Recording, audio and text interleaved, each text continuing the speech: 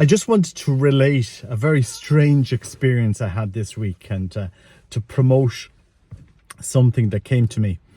The other day, somebody sent me on a video to watch, and I get lots of videos and I get lots of WhatsApps.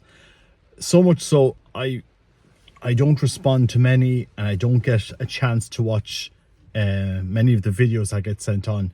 I would say if I even watch 1 in 10, it's a lot. I just don't have the time. But anyway, somebody sent me on an interview that Eric Sammons did on his channel Crisis, the Crisis magazine channel, with David Torkington. So I was there doing my planning reports, production reports at work. And I just put the interview on there to the side. I was in my home office, and I just said I'd leave it there playing, just listening. And it was the most captivating interview that I've heard in so long. You know, this man that has seen the crisis in the church, the abuse in the church, and is able to come through it and is able to write these books and, speak with such conviction. Because a lot of people, when they see the scandal in the church, the abuse in the church, you lose faith. You lose faith. We lose faith. And I just thought, wow, what an amazing interview that he did with Eric Sammons. I mean, it was so interesting. I was going back and listening to bits and pieces and kind of getting my or just re-listening. Anyway, fascinating interview. Anyway, I said I must get in touch with this guy, David Torkington. I must check out his books on Essentialist Press. So I started Googling to see, well, how will I make contact with him? And I went on to his websites. But anyway, I didn't have time. I said, look, I'll do it later and I'll try and touch base. I'll try and find out how I'll get in touch with this author. This is where it really, really hits home. I left a comment on the video. And the guys that run Essentialist Press, they reached out to me. I said, do you know what? This can't be a coincidence. I was looking to make contact with you guys. And now you guys have made contact with me that same day, And I just thought, this is a sign that, maybe heaven is looking for us to read this man's books, David Torkington. I'm going to put a link to Essentialist Press. And maybe you can just have a look at some of the books that they have here. I'll just put a link below. Because again, this came to me. I was so moved by the interview. And, to see them reach out to me, I said, look, I really feel that the Holy Spirit is asking us to promote this. And why do I say this? What is the crux of this? I don't want this video to go on too long because people complain my videos are too long. The solution to the crisis in the church is union with God, is sanctity.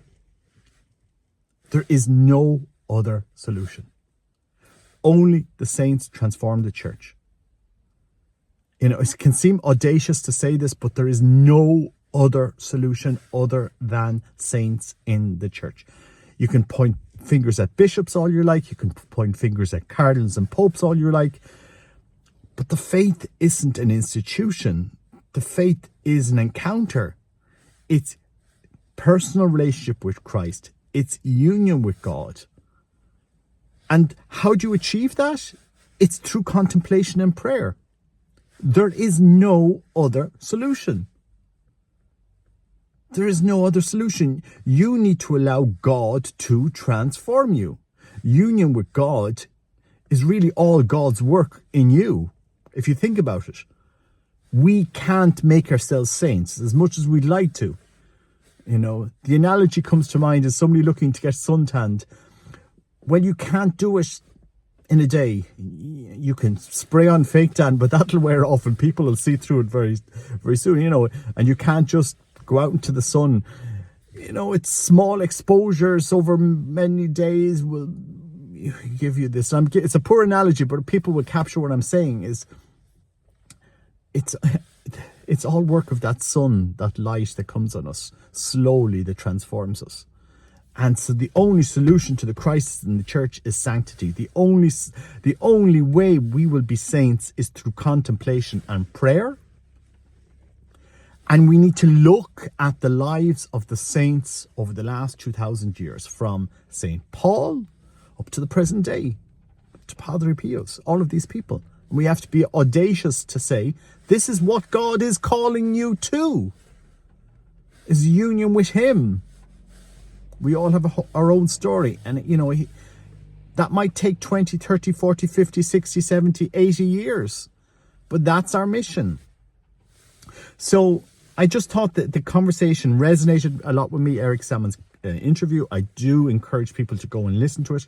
I do encourage people to go to Essentialist Press and maybe buy one or two of his books. I'll try and organize some interviews with the author, and guys, promote it out. Get it out there. It is really captivating. It's so important. There is no other solution. There is no other solution. No other solution. The church would not be better because of changes at the top or different bishops, different priests. The church will be transformed by its saints. And people will see in us a credible witness of who we encountered with, who we are united to. There is no other solution. We will teach our children this if we are convicted. If parents have this encounter, that they will pass it on to their kids. Anyway, not to go on too much, just wanted to relate that story. It came to me. It was a fascinating experience this week. And I just wanted to relate it so that people would understand, and I'll try and get David Torkington on the channel. I do encourage other Catholic bloggers to please do the same, to interview him, promote the books. Again, nobody's paying me to do this, but I just know that there's no other solution. The crisis in the church, you can either be demotivated, angry, annoyed, resentful, hateful, or you can go down that path, or you can take up the challenge of saying, I can't change anybody else, but God can. Allow yourself to be transformed by that unitive state of prayer. That takes time, takes years, takes decades. There is no other solution.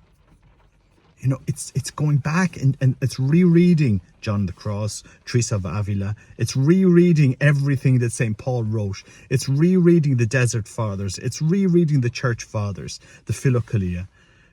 It's rereading St. Francis de Sales. All of these saints point us in a direction. It is allowing ourselves to be transformed. It's that conversion, that returning, to turn away from something. The prodigal son. Anyway, I could go on for a long time. I say, very passionate about this topic. Very passionate. Go to Essentialist Press, buy one of his books, look at some of the videos that are on that website. I just thought they were captivating, and I couldn't agree more with what the man is saying. The solution to the crisis in the church is prayer. Prayer is the greatest proof of God's existence. Prayer is it'll bring you into the intimate contact with Christ.